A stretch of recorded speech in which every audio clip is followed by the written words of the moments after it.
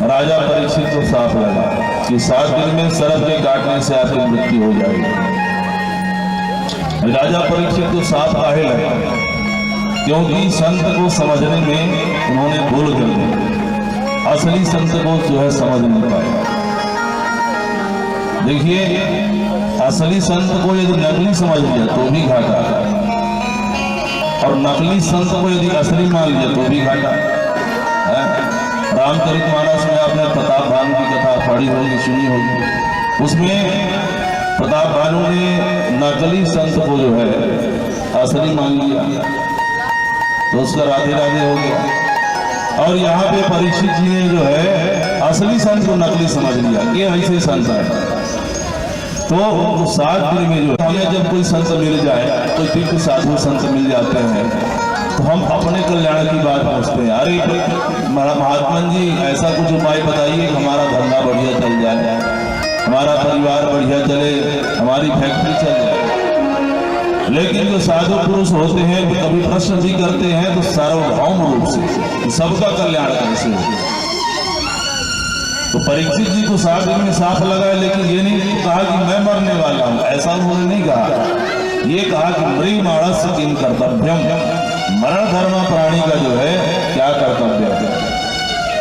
अब मरण धर्म जो है केवल परीक्षित भर थोड़ी है, हमारी भी सबकी मृत्यु 7 दिन में ही होनी है। रवि सोम मंगल बुध गुरु शुक्र शनि, 7 दिन ही है, और 7 दिन के अंदर ही जो है सबकी मृत्यु होनी है। तो यहाँ पे सुखदेव जी महाराज जो है जब उत्तर देना प्रारंभ करते हैं तो पहला जो उनका शब्द है, पहला वर्ण जो मुख से निकला है, वकार निकला है कि वरीयानि सते प्रश्न कुतो लोकहितो निपः आत्मविद संवतः पुंसां श्रोतव्यादिसूयः पुरा। वरीयानि ब्रह्म का जो है वाचक शब्द हुआ, जिसके अंदर जो भरा रहता है वही समय आने पर प्रकट होता है। ये तो ब्रह्म का ध्यान करते हमेशा, पहले निराकार ब्रह्म का ध्यान करते थे। तो आज मुख से जब शब्द निकला, वर्ण निकला, तो पहला वर्ण वा निकला जो ब्रह्म का वाचक शब्द है। परीक्षित जी के प्रश्न को सुनकर सुखदेव जी महाराज गदगद हो गए। और सुखदेव जी महाराज ने देखो भैया, ये प्राणी को ये शरीर मिला है, लेकिन चौथेपन को प्राप्त कर जाता है, लेकिन अपने के लिए कभी सोचने का समय नहीं है। हमेशा यही सोचता रहता है कि मेरे बाद इसका क्या होगा। चौथेपन को वृद्धावस्था में आ गया है, अपने लिए थोड़ी भी सोच नहीं है कि मैं अपना क्या कर्तव्य करूं, है यही सोचता रहता है कि मेरे बाद मेरे बच्चों का क्या होगा, मेरे नातियों का क्या होगा। क्योंकि जो जो उम्र बढ़ती है तो इस घर परिवार से अपने माया जाल से प्रेम और बढ़ते जाता है। क्योंकि माया जाल बनाया भी उसी का है, उसी वृद्ध ने बनाया। ये हर घर की बात है, हर व्यक्ति की बात है, यही की बात नहीं है। बोलिए राधे राधे। बोले देखो भैया, जिसको मुक्ति चाहिए उसको जो है निद्रा इत्यादि को त्याग करके भगवान के चरणों का ध्यान करना चाहिए। निद्रया व्यावेन जवावयः दिवाचाथे हया राजन कुटुंब भरणेन वा। इसलिए जो मुक्ति की इच्छा रखता हो, परिवार इत्यादि पालन का जो धर्म है उसको तो पालन करे। ऐसा नहीं है सब कुछ छोड़ दे, कर्तव्य निभाते हुए निद्रा इत्यादि को त्याग कर दिए। क्योंकि ये प्राणी को नींद भी बहुत आता है, जब विषय भोग में रत रहता है तो दिन में भी नींद आता है और रात में तो आता भी है। इसलिए निद्रा इत्यादि को त्याग करके निरंतर भगवान के चरणों का ध्यान करना चाहिए। और ध्यान करने से पहले उसको 3 बातों का अभ्यास करना चाहिए। कौन कौन सा? कि तस्मात् भारत सर्वात्मा भगवान ईश्वरो हरिः श्रोतव्यः कीर्तितव्यस्य स्मर्तव्ये सदा भयम्। कौन कौन सी 3 बातों का अभ्यास करना चाहिए? पहले उसे सुनने का अभ्यास करना चाहिए। कौन सा? सुनने का। श्रोतव्य क्या सुने? भगवान की मधुर मधुर कथा को सुने। बोले भैया कथा काहे सुने, हम किसी की कथा सुन लें, है वो ज्यादा अच्छा। कई लोग कहते हैं ना कथा से क्या मिलता है, व्यथा सुने किसी का दुख दूर करेंगे। लेकिन सबसे पहले कथा इसलिए सुननी चाहिए कि जब कथा सुनोगे तब ना भगवान के विषय में जानोगे। जब सुनोगे ही नहीं तो जानोगे कैसे? क्योंकि जाने बिनु होई प्रतीति और बिनु प्रतीति होई नहीं प्रीति। जब तक हम किसी के विषय में जानते नहीं तब तक उसे प्रणाम भी नहीं करते। क्यों? क्योंकि उसके विषय में हम अनभिज्ञ हैं। जब भगवान की कथा सुनेंगे तब जानेंगे कि भगवान का स्वरूप कैसा है, उनका स्वभाव कैसा है और प्रभाव कैसा है। कैसे जानेंगे? सुन करके। इसलिए पहली बात बताई श्रोतव्यः, भगवान की कथा को सुनिए। उसके बाद देखिए लोहा बहुत कठोर होता है, लेकिन मोड़ना हो क्या करना पड़ता है? पहले उसे गर्म करो। जब गर्म करो बढ़िया लाल हो जाए, उसमें जो भी फिर हथौड़ी इत्यादि जो भी आपको बनाना हो, कुल्हाड़ी इत्यादि, अच्छा उसमें एक चोट मारो, जिधर मोड़ना हो मोड़ लो गर्म करके, ठंडे में नहीं मुड़ेगा। वैसे ही ये मन भी बड़ा कठोर है लोहे की भांति, जल्दी से भगवान की तरफ मुड़ता ही नहीं है। इसलिए जब भगवान की मधुर मधुर कथा सुने उस समय भगवान की तरफ मोड़ दो। प्रभु आज से मैं जो है आपका हो गया। तो पहले श्रोतव्यः, पहले सुनिए, फिर कीर्तव्यस्य, फिर दूसरों को भी सुनाइए। और सुनाने के बाद क्या करिए? स्मरतव्ये सदा भयम, उसके बाद क्या करिए? स्मरण करिए। परीक्षित जी बोले प्रभु आप तो इतनी लंबी चौड़ी विधि बता रहे हैं, मेरे पास 7 दिन है, 7 दिन में मैं कथा सुनते सुनते कथा सुनूंगा, कभी याद करूंगा भगवान को, तब तक मेरा तो राधे राधे हो जाएगा। 7 दिन में क्या हो जाएगा? सुखदेव जी बोले अरे चिंता काहे करते हो भैया, मुक्ति के लिए एक क्षण ही काफी होता है। राजा खड़वान ने अंतिम क्षण में भगवान का ध्यान कर लिया, उसी में अंते यामति सागति, अंत समय में भगवान को जो क्षण भर भी याद कर लिया तो उसकी मुक्ति हो जाती है। देखिए डॉक्टरों की भैया अपनी विशेषता है।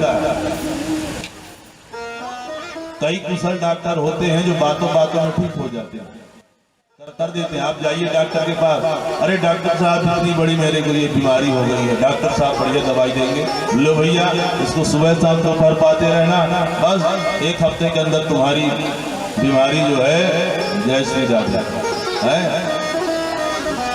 तो कुशल डॉक्टर होते बातों बातों ठीक भी कर दिए, लेकिन कुछ डॉक्टर ऐसे भी होते हैं, डॉक्टर के पास जाओ भैया, अरे इनका तो बहुत बड़ा ऑपरेशन करना पड़ेगा, पहले 50,000 रुपये जमा करो, तो डॉक्टर साहब हाथ लगाएंगे। ये सुन करके ही 50,000 सुन करके जिसकी मृत्यु न होने वाली हो अटैक आ जाए भैया कि 50,000 अभी कहाँ देंगे, है अभी तो खाने को लाले पड़े हैं। तो सुखदेव जी महाराज इस अध्यात्म जगत के जो कुशल डॉक्टर हैं वो कह दिए भैया तुम चिंता मत करो, तुम्हारी सब बीमारी जो है ठीक हो जाएगी, जो हम विधि बता रहे हैं उनका अभ्यास करो। लेकिन उसके लिए भी तुमको 4 बातों का और अभ्यास करना पड़ेगा, जब कथा सुन पाओगे। कथा सुनना भी बड़ी मुश्किल की बात है, हर कोई कथा नहीं सुन सकता। उसके लिए क्या करो कि जितासनो जितश्वासो जित संगो जितेन्द्रिया स्थूले भगवतो रूपे मनः संधारयेत्या। उसके लिए सबसे पहले आसन को जीतो। ये आसन कैसे जीतोगे भैया? आसन को कैसे जीतेंगे? एक आसन में लगातार बैठने का अभ्यास, सुखासन हो, पद्मासन हो, जो भी आसन 84 प्रकार के आसन बताए हैं मुख्य रूप से। उस आसन में जो आसन आपको बैठने अच्छा लगे उसमें लगातार बैठिए, 5 मिनट 10 मिनट धीरे धीरे बढ़ाइए, 1 घंटा 2 घंटा। नहीं भैया कथा सुनने का अभ्यास नहीं है, बैठने का अभ्यास नहीं है, आसन को आपने नहीं जीता है, कथा सुनने आए तो कहीं पैर पसारने लगे, कहीं हाथ में दर्द होने लगा, कहीं उठ के चलते भैया अरे बैठे बैठे थक गए। तो पहले जितासन हो, आसन को जीतिए। उसके बाद जितश्वास हो, श्वास को कैसे जीतेंगे भैया? श्वास को प्राणायाम का खूब अभ्यास करिए। प्राणायाम की प्रक्रिया होती है श्वास को जीतना, अपना प्राणवायु शुद्ध करना। क्योंकि जो शरीर आप देख रहे हो ना, एक शरीर नहीं है, 5 शरीर है। 5 कोष होते हैं शरीर के। कितने? 5 कोष। कौन कौन से? पहला शरीर जो आपको इस प्रत्यक्ष दिख रहा है, इसको हम कहते हैं अन्नमय कोष। इसके बाद प्राणमय कोष, फिर मनोमय कोष, फिर विज्ञानमय कोष, फिर आनंदमय कोष। ये 5 कोष से मिलकर के हमारा शरीर बना है। हम ये शरीर अन्नमय मतलब जो अन्न से बना हुआ है। हम ये अन्न अगर न खाएं तो शरीर जो है जय श्री राधे, तो अन्नमय कोष अन्न से, लेकिन जैसे इसके बाद आता है प्राणमय कोष।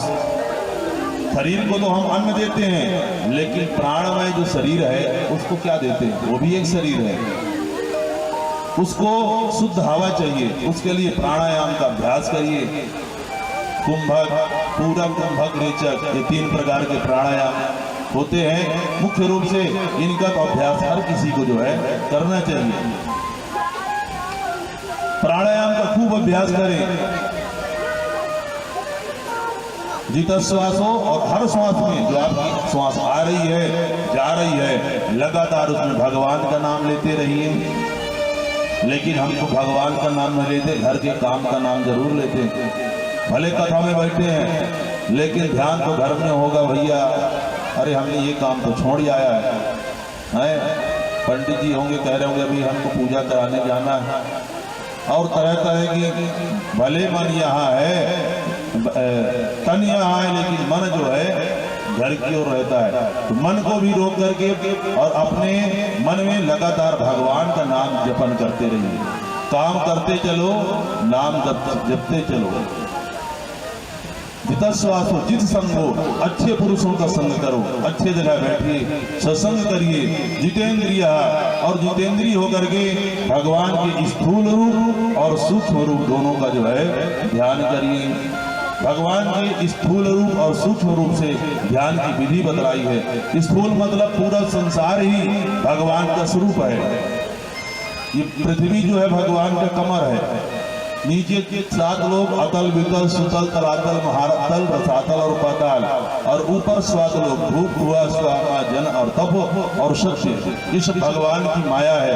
सबके अंदर भगवान का दर्शन करते हुए सब में शुद्ध भाव जो है रखना चाहिए कि पूरी संसार जितने भी ये सब दिख रहे हैं सब भगवान ही हैं, भगवान के अंश हैं।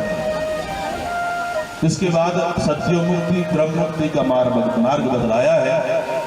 मुक्ति 2 प्रकार की होती है। सत्यो मतलब शीघ्र मुक्ति, क्रम मुक्ति मतलब धीरे धीरे क्रम से। किसी ने हवाई जहाज में बैठा, मान लो शहडोल से, किस देवता का पूजन करना चाहिए? आगे ये बताया है कि अन्न की कामना हो तो अदिति मैया की उपासना करो। जिसको रूप की कामना हो, वो सुंदर बनना चाहता है तो गंधर्वों की उपासना करेगा। विद्या की कामना हो, जो विद्या प्राप्त करना चाहता है तो विद्या का मस्त गिरसम भगवान भोलेनाथ की पूजा करेगा। ऐसे भागवत जी में लिखा है कि भोलेनाथ की कृपा से विद्या की जो है प्राप्ति होती है। दाम्पत्य जीवन सुखी बनाना चाहते हैं कि पति पत्नी के बीच जो है प्रेम बढ़िया रहे, तो माता पार्वती का पूजन करें। तो माताएं हमेशा पार्वती जी का जो है व्रत पूजन तो सब करती हैं। बोलिए राधे राधे। तो दाम्पत्य जीवन जो है सुंदर बनाने के लिए पार्वती जी की जो है पूजन करना चाहिए। इसके अलावा जो कुछ भी न चाहता हो उसको नारायण की उपासना करना चाहिए। लेकिन प्राणी को सकाम हो या निष्काम हो, मानव मात्र को भगवान की उपासना तो करनी ही चाहिए। जो मानव तन का पाकर के भगवान की उपासना नहीं करता, उसकी तुलना चार से की गई है। कौन कौन से? 4 पशुओं से की गई है कि स्वपिट बड़ा होस्ट खरई संस्था पुरुष है पशु। पहली तुलना किससे की गई है? कुत्ता से।